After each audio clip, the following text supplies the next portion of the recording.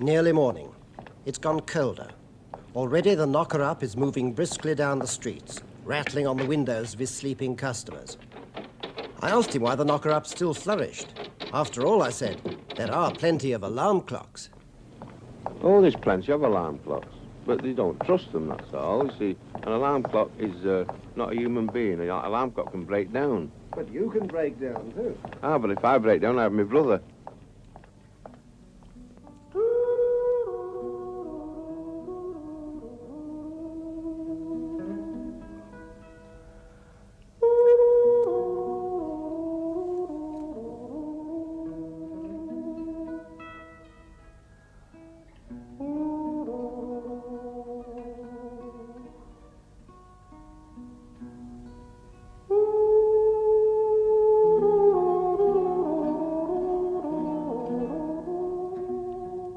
Soon, the city will be full of hurrying people, some of them very clever, people who can split the atom or weigh the footprint of a fly.